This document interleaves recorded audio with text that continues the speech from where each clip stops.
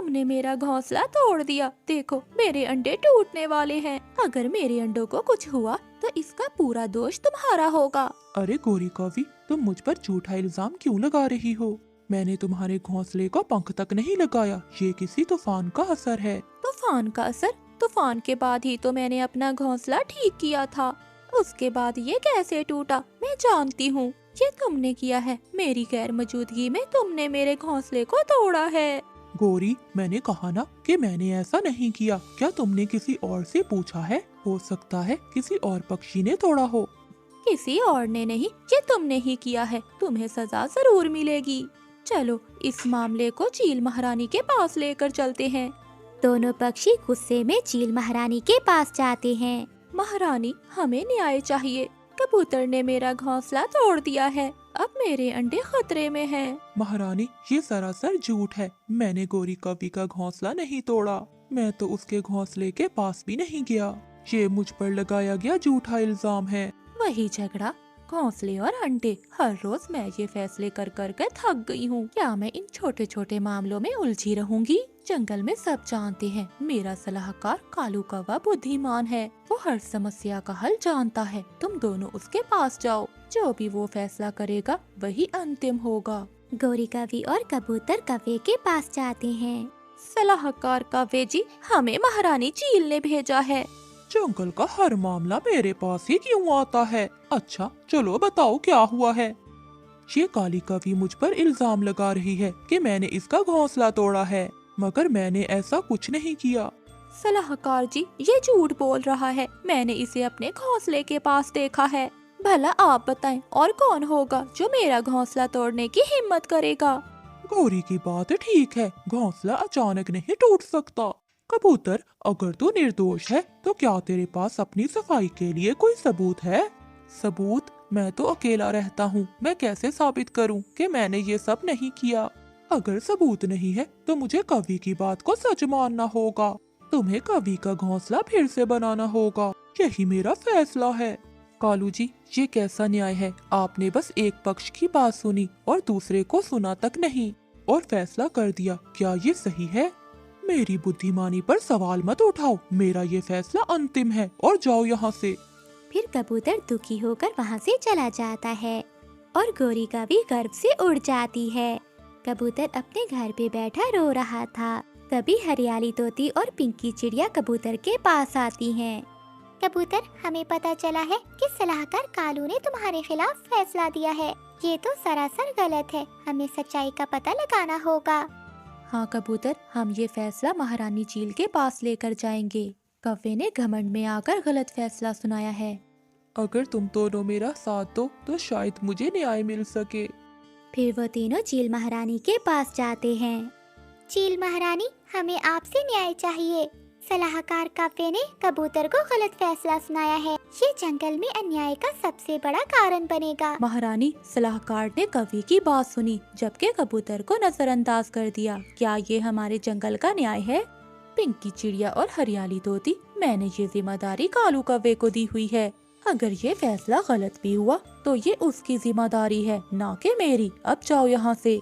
महारानी, मैं निर्दोष हूँ। मेरी बात तो सुने। मैंने कह दिया ना कि कालू का फैसला ही अंतिम है तो अंतिम है। चलो जाओ यहाँ से अब। फिर वो तीनों नाराज होकर वहाँ से चले जाते हैं। वो तीनों एक पेड़ के नीचे बैठे सोच रहे थे। तभी रानो चिड़िया वहाँ आती है।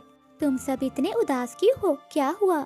रानो, कौवे ने कबूतर के खिलाफ गलत फैसला दिया है और महारानी हमारी बात तक नहीं सुन रही। अब हम क्या करें? चिड़िया, तुम हमेशा होशियार रही हो। क्या तुम हमें इस अन्याय से निकाल सकती हो? अगर कालू कौवा गलत फैसला दे सकता है तो लगता है सच्चाई कहीं छुपी हुई है। हमें खुद इस मामले की गहराई से जांच करनी होगी।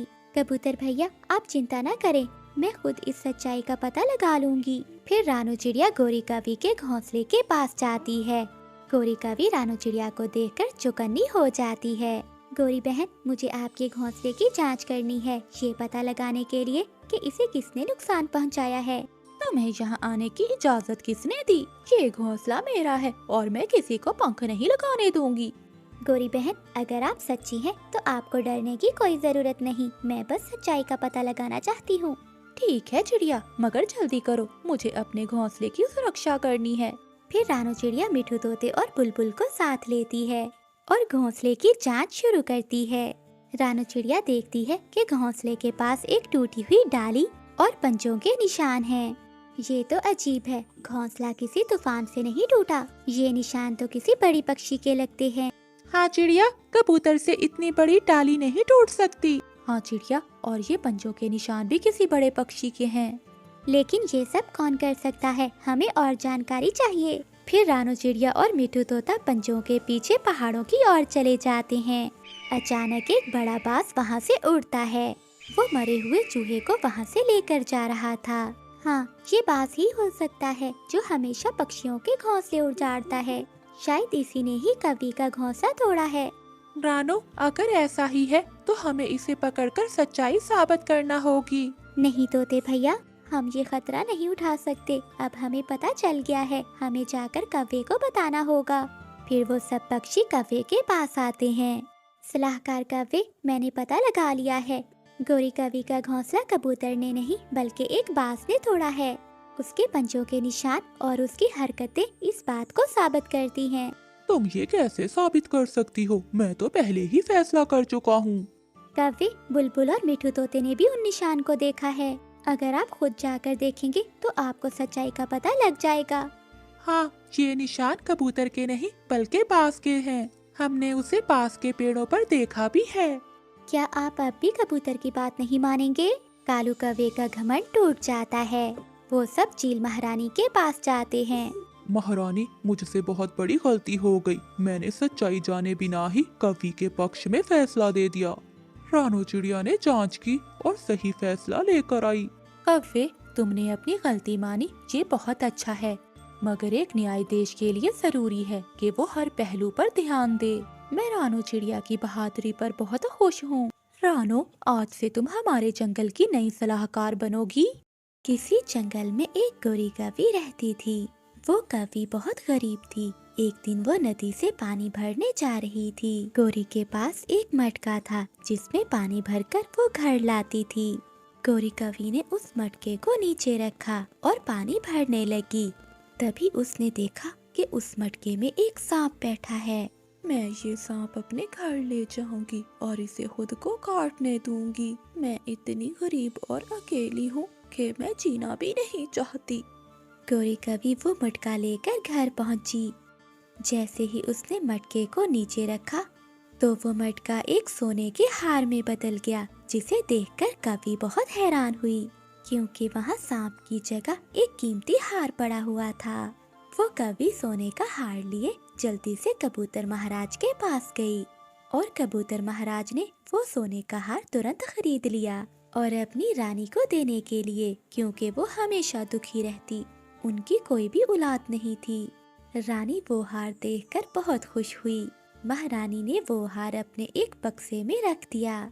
थोड़ी देर बाद रानी ने दोबारा वो हार देखना चाहा, मगर जब उसने बक्सा खोला तो वो देखकर हैरान होगी क्योंकि वहाँ सोने का हार नहीं बल्कि चिड़िया का एक छोटा सा बच्चा था जो खेल रहा था और वो रानी को देखते ही खुश हो गया। ओह, ये कितना प्यारा है। मैं हमेशा से एक बेटा चाहती थी। ये बच्चा मेरे लिए किसी भी गहने से ज्यादा कीमती है। बहुत साल बीत गए। अब वो बच्चा एक बहुत खूबसूरत राजकुमार बन गया था जिसकी अक्लमंदी की तारीफ जंगल के सभी पक्षी करते थे। फिर राजा और रानी ने शहजादे की शादी के लिए एक चिड़िया को ढूंढना शुरू कर दिया। पास के राजा की बेटी रानू चिड़िया से शहजादे की शादी हो गई। गोरी कवि को राजकुमार की हिफाजत करने के लिए रखा गया था। फिर एक दिन गोरी कवि ने जंगल के सभी पक्षियों को बताया कि कैसे राजकुमार का जन्म हुआ था। ये अफवाह फैलने लगी और एक दिन रानू चिड़िया के कानों में भी पहुंच गई। राजकुमारी चिड़िया को भी ये बात जानने की बहुत इच्छा थी, इसलिए राजकुमारी ने राजकुमार से पूछना शुरू कर दिया। राजकुमार बहुत प्यार से बात करता मगर राजकुमारी उससे बात नहीं करती। राजकुमार, मुझे अपने जन्म का राज बताइए। मगर ये सुनकर राजकुमार उदास हो जाता है। देखो राजकुमारी, अगर मैंने तुम्हें ये राज बता दिया तो तुम्हें अच्छा नहीं लगेगा। बहुत दिनों तक ऐसा ही चलता रहा। आखिरकार राजकुमार अपनी राजकुमारी से ये बात छुपा न सका। राजकुमारी चिड़िया, आज रात मैं आपको एक राज बताऊंगा, मगर वो सच्चाई जानकर आपको हमेशा पछतावा होगा। जिसे सुनकर चिड़िया बहुत खुश थी। रात को वो दोनों नदी पर गए। वो दोनों नदी पर रुके। क्या तुम अब भी चाहती हो कि मैं तुम्हें वो राज की बात बताऊं? हाँ राजकुमार, मैं जानना चाहती हूँ। क्योंकि अब मैं एक राजा का बेटा हूँ, लेकिन मुझे एक सांप से शहजादा बनाया गया था। जैसे ही राजकुमार ने चिड़िया को ये बात बताई तो वो एक सांप में बदल गया और वो राजकुमार सीधा नदी के अंदर चला गया। राजकुमारी चिड़िया ने अपने पति को आवाज लगाई, मगर वो राजकुमार वापस नहीं लौटा। अगली सुबह जब कबूतर राजा और रानी वहाँ पहुँचे तो उन्होंने देखा कि चिड़िया रो रही है। राजकुमारी चिड़िया ने सारी बात बताई, जिसके बाद रानो चिड़िया ने वहीं नदी के किनारे अपना एक घर बनवा लिया। इस तरह वो रोज अपने राजकुमार को देखती रहती और रोती रहती। ऐसे ही काफी समय गुजर गया, मगर वो चिड़िया अपने राजकुमार के इंतजार में रही। आधी रात को चिड़िया ने देखा कि वो सांप उसके पास आ रहा है। कौन हो तुम और तुम क्या चाहते हो? मैं राजकुमार हूँ, तुम्हारा पति। मुझे तुम्हारी याद आई और मैं तुमसे मिलने आ गया। चिड़िया रोने लगी। मैंने तुमसे कहा था ना कि अगर मैंने तुम्हें जवाब दिया तो तुम जिंदगी भर पछताती रहोगी। हाँ राजकुमार जी, मैं इस बात के लिए जिंदगी भर पछताई और जिंदगी भर ये गम सहा है। क्या कोई ऐसा उपाय है जिससे आप वापस आ जाएं? हाँ, एक उपाय है। अगर तुम में हिम्मत है तो तुम्हें दूसरे जंगल में पहाड़ों के पास एक पेड़ मिलेगा जिस पर जादुई फल है। अगर तुम वो जादुई फल ले आओ तो मैं फिर से ठीक हो सकता हूँ। मगर हाँ, उस जादुई फल की रक्षा वो जादुई चीलें करती हैं। जो भी वहाँ जाता है कभी जिंदा लौटकर नहीं आता। राजकुमार जी, मैं आपको ठीक कर दूंगी। मैंने पहले ही बहुत बड़ी गलती की है, अब मैं ऐसा नहीं करूंगी। फिर रानो चिड़िया रात को ही दूसरे जंगल की ओर जाती है। वो सारी रात में उड़ती रहती है और दूसरे जंगल पहुंच जाती है, जहां रात के अंधेरे में चिड़िया को एक आवाज सुनाई देती है। कोई मेरी मदद करे, ये पेड़ मुझ पर गिर गया है, कोई मेरी मदद करे। चिड़िया जल्दी से वहां जाती है। वहां एक बुलबुल पेड़ की डाल के नीचे दबी हुई थी। रानो चिड़िया बुलबुल को देखते ही उसकी मदद करती है और वो बहुत मुश्किल से उस पेड़ की डाल को हटा देती है। शुक्र है आपका, आप बहुत अच्छी हो जो इस रात के समय आपने मेरी मदद की। देखिए बुलबुल बहन, आपकी मदद करना मेरी जिम्मेदारी थी। आप तो राजकुमारी लग रही हैं, इस जंगल में क्या कर रही हैं? फिर रानो चिड़िया बुलबुल को सारी बात बताती है। राजकुमारी, उस ओर बहुत खतरा है, वो जादुई चीले हैं। हाँ बहन, मुझे पता है, मगर मैं अपने पति को बचाने के लिए अपनी जान तक दे सकती हूँ। राजकुमारी, आप वहाँ तक नहीं पहुँच सकती, बस एक ही उपाय है वहाँ तक जाने का। बुलबुल, मुझे बताओ, मैं अपने पति को पाने के लिए कुछ भी कर सकती हूँ। उस अंधेरी गुफा में आगे बढ़ते ही आपको एक ना बुझने वाली मशाल दिखाई देगी। अगर आप उस जादुई आग को अपने साथ लेकर जाएं, तो वो जादुई चीलें आग को देखकर जल जाएंगी। मगर उस गुफा की रक्षा एक तोता करता है। मगर बुलबुल, क्या वो तोता मुझे गुफा में जाने देगा? चिड़िया, वो नहीं जाने देगा। राजकुमारी, नदी के उस पार आपको एक पेड़ मिलेगा जिस पर जादुई अमरूद लगते हैं। अगर आप वो अमरूद लेकर जाएं और वो तोते को खिला दें तो वो रात के लिए सो जाएगा। तोते के सोते ही आप उस गुफा के अंदर चले जाना। शुक्रिया बुलबुल, आपने मेरी मदद की। अब मैं चलती हूँ। फिर रानो चिड़िया वहाँ से जाती है। सामने एक पेड़ था जहाँ अमरूद लगे हुए थे। ठहरो चिड़िया, तुम मेरे अमरूद नहीं तोड़ सकती। अगर तुम्हें मेरे पेड़ से फल चाहिए तो मुझे नदी से लाकर पानी देना होगा। रानो चिड़िया वहाँ से नदी की ओर जाती है और पानी भरकर लाती है। वो पेड़ के जड़ों में पानी देती है, तभी ऊपर से अमरूद गिरता है, जिसे उठाकर रानो चिड़िया गुफा के पास जाती है। तुम कौन हो चिड़िया, और यहाँ क्या कर रही हो? चली जाओ यहाँ से। मिठू भाई, मैं तो यहाँ से गुजर रही थी, मेरे पास कुछ फल थे, सोचा आपको भी दे दूं। क्या कोई मीठा फल है आपके पास? हाँ, ये मीठा फल है अमरूद। अमरूद तो मुझे बहुत पसंद है। फिर मिठू तोता वो अमरूद खा लेता है। अमरूद खाते ही वो सो जाता है। रानू चिड़िया मिठू तोते के सोते उस गुफा के अंदर चली जाती है। गुफा में बहुत अंधेरा था, वो आगे बढ़ती रहती है। तभी वहाँ उसे एक मशाल नजर आती है जो जल रही थी। राजकुमारी वो मशाल उठाती है और पहाड़ों की ओर बढ़ जाती है। पहाड़ों पर उन्हें वो चीलें दिखाई देती हैं जो एक पेड़ की रक्षा कर रही थीं। जैसे ही रानू चिड़िया उस मशाल को आगे करती है तो वो जादुई चीलें जल जाती हैं। रानू चिड़िया पेड़ से एक फल तोड़ती है और वापस अपने जंगल की ओर बढ़ती है। वो वापस नदी के किनारे आती है। उस जादुई फल को वो नदी के पास रख देती है। तभी वो सांप नदी से बाहर आता है और वो फल खा लेता है। फल खाते ही सांप फिर से राजकुमार बन जाता है, जिसे देखकर रानू चिड़िया बहुत खुश होती है। फिर वो सब राजकुमार को वापस पाकर बहुत खुश थे। सर्दियों की ठंडी रात थी। ऐसी ठंडी ठंडी रात में कालू कौवा और गोरी कौवी अपने बेटे चक्कू के साथ अपने टूटे हुए घर में बैठे हुए थे। मम्मा, बहुत ठंड लग रही है और मुझे भूख भी लग रही है, जल्दी से मुझे कुछ खाने को दो। सुना है कालू, जग्गू को भूख लग रही है और ठंड भी। जाओ जंगल से लकड़ियाँ लेकर आओ और मेरे जग्गू के लिए मीठा फल। गोरी, इतनी सर्दी में मैं कहाँ से लकड़ियाँ ढूंढ कर लाऊं? जंगल में ना तो इस समय मुझे लकड़ियाँ मिलेंगी और ना ही कोई फल। गोरी, जाओ चिड़िया से ही मेरे जग्गू के लिए दाना लेकर आओ। कालू, गई थी मैं चिड़िया के पास, आज चिड़िया को भी कोई दाना नहीं मिला। जग्गू बेटा, तू अभी सो जा, सुबह होते ही मैं तेरे लिए फल लेकर आऊंगा। कालू, निखट्टू कहीं के, अगर तुम ये पहले ही कर लेते तो आज हमें इतनी मुसीबत ना झेलना पड़ती। रानू चिड़िया ने अपनी बेटी गुड़िया को अपने पंखों में छुपाया हुआ था। मम्मा पापा, बहुत ज्यादा ठंड है, मेरे सर में भी बहुत दर्द हो रहा है। पापा, आप कुछ करें ना। जंगल में बर्फ गिरने के कारण जंगल के सभी पक्षियों की हालत बहुत खराब थी। किसी के पास खाने के लिए कुछ नहीं था तो किसी का घर टूटा हुआ था। रानू चिड़िया अपनी बेटी को लोरी सुनाते हुए सुला देती है। टुन्नू जी, ऐसा कब तक चलेगा? रानू, मैं क्या करूं? जंगल में ना दाना मिल रहा है और ना मेरे लिए कोई काम। अगर कोई काम मिलेगा तभी तो मैं गुड़िया के लिए गर्म कपड़े लाऊंगा। सुबह होते ही जंगल में काले बादल छा गए और जोरों की बारिश शुरू होने लगी।